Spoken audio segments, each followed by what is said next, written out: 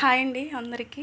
ఈరోజు వీడియోలో mutton curry చాలా గ్రేవీగా టేస్టీగా సింపుల్గా ఎలా చేసుకోవాలో చూపిస్తాను.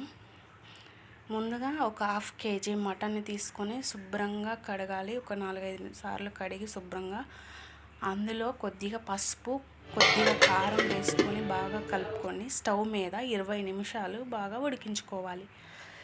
అవి ఉడికిన తర్వాత తీసి పక్కన పెట్టుకోవాలి.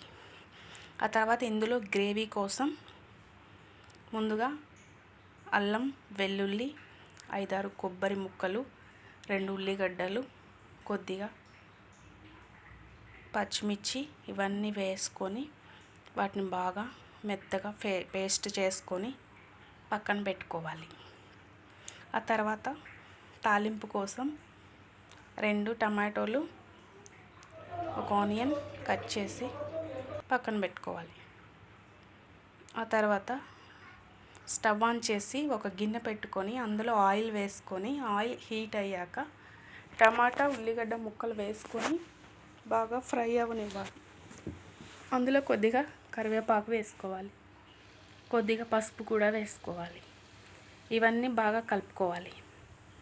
బాగా కలిపిన తర్వాత ముందుగా పేస్ట్ చేసుకున్న అల్లం వెల్లుల్లి ఉల్లిగడ్డలు కొబ్బరి ముక్కలు 2 పచ్చిమిర్చి అవంతా పేస్ట్ని వేసుకొని పచ్చివాసన పోయేంత వరకు అడుగు మాడకుండా పైకి నూనె తేలేంత వరకు కలుపుతూ మగ్గించుకోవాలి. అవి బాగా మగ్గిన తర్వాత అందులో ముందుగా ఉడకబెట్టిన మటన్ వేసుకోవాలి. మటన్ వేసుకొని బాగా కలుపుకొని 10 నిమిషాలు బాగా నూనెలో మగ్గనివ్వాలి. బాగా మగ్గిన తర్వాత అందులో సరిపడా కారం వేసుకోవాలి. కారం వేసుకొని బాగా కలుపుకొని 2 నిమిషాలు కారంని మగ్గనివ్వాలి.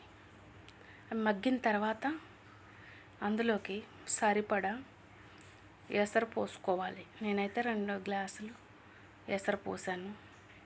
సరిపడా సాల్ట్ కూడా వేసుకోవాలి.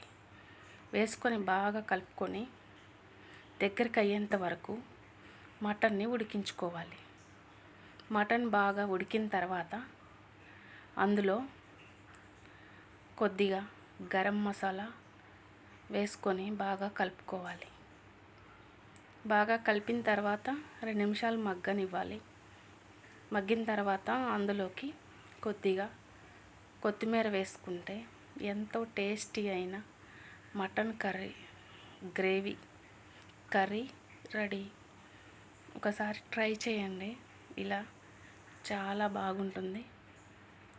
నచ్చితే లైక్ చేయండి, షేర్ చేయండి, సబ్స్క్రైబ్ చేసుకోండి.